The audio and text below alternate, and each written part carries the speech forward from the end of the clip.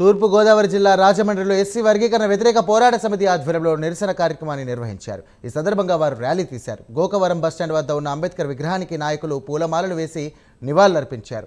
మాల మాదిగల మధ్య చిచ్చు పెట్టేందుకు వర్గీకరణ అంశాన్ని సీఎం చంద్రబాబు తెరమీదికి తీసుకువచ్చారని బీఎస్పీ నాయకులు మండిపడ్డారు.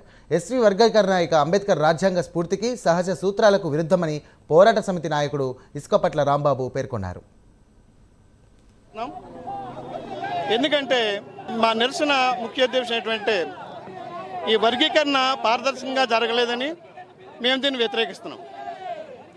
అసలు భారతదేశంలో మరి రాజ్యాంగ సవరణ చేసి పార్లమెంట్లో బిల్లు ఆమోదించి దాన్ని అమెండ్మెంట్ చేయాలి.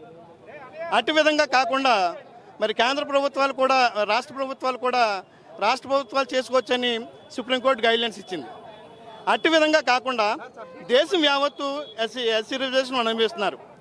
ఒక తెలుగు రాష్ట్రాలకే కాకుండా దేశవ్యాప్తంగా పార్లమెంట్లో బిల్లు పెట్టి 2/3 మెజార్టీతో దాని రాజ్యాంగ సవరణ చేసి మరి ఎవరైతే ఎస్సీ వర్గీకరణ మేము వ్యతిరేకిస్తున్నామో అందరికీ సమానమైన న్యాయం జరగాలని మేము కోరుతున్నాం. మా ప్రధానమైన డిమాండ్